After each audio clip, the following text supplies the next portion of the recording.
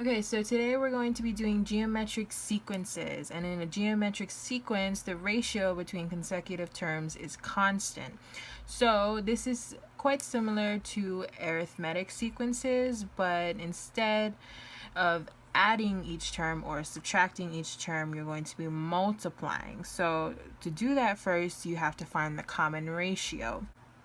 So the common ratio in geometric sequences is r equals a sub 2 divided by a sub 1. So we have to identify the geometric sequence in these terms. So you would take 15 divided by 5 equals 3. So that is our common ratio. Now if you look at question B, you can see that it's not the same and it's an arithmetic sequence because we're adding 15 to each term, and you can tell that already when you take 30 minus 15 equals 15, and that it goes on and it's constant each time. So this is an arithmetic sequence, this is a geometric sequence. Okay, so now going on to geometric sequence formulas. They are somewhat similar to arithmetic sequence formulas. In the recursive formula, you have to know the previous term, which we know from arithmetic sequences. So the formula for that is a sub n equals a sub n minus 1, which is your previous term, times r, which is your common ratio.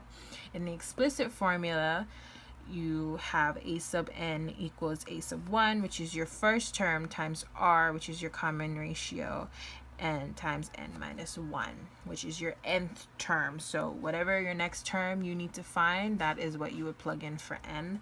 Same for the recursive formula, but you would have to know the previous term before getting to that next term. Okay, so let's try a problem where we have to find the recursive and explicit formula. So first we have to find the common ratio. So we take 10 divided by 1 equals 10, and that is constant throughout. So first with the recursive formula, we have a sub n equals a sub n minus 1 times 10. So that is our recursive formula.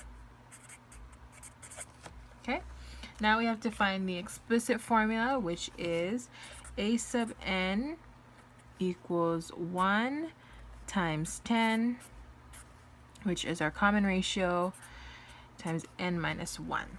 So that is our explicit formula. Okay, so now we're going to try and find the 19th term of this sequence. So first we have to find the common ratio. So we have to take the second term, which is 33, divided by the first term, which is 11. So 33 divided by 11 equals 3.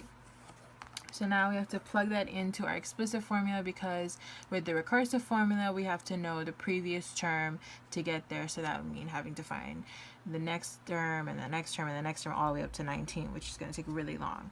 So the explicit formula would be a sub n equals a sub 1 times 3, which is our common ratio, times n minus 1. So that is our explicit formula.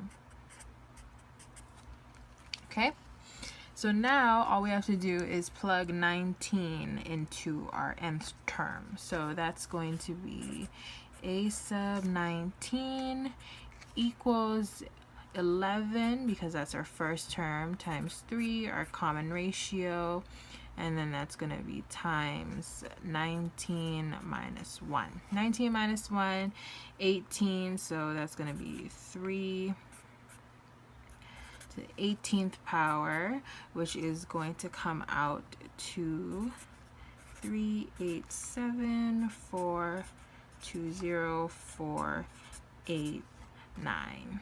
You're going to take that, times it by 11, it's going to come all the way out to 4,261,625,379. And that is our 19th term.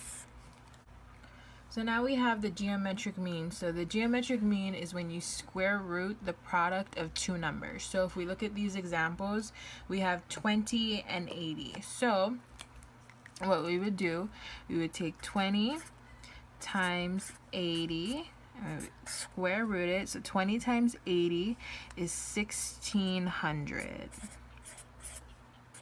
So we could plug 1600 into our calculator, square root it, and you would get 40. So 40 is our missing term. And then we have 12 and 3. So we would take 12 times 3, square root it. 12 times 3 is 36. Square root that, you can plug it into your calculator, and you would get 6. 6 is our missing term, and that is geometric mean. And that sums up geometric sequences. Thanks for listening.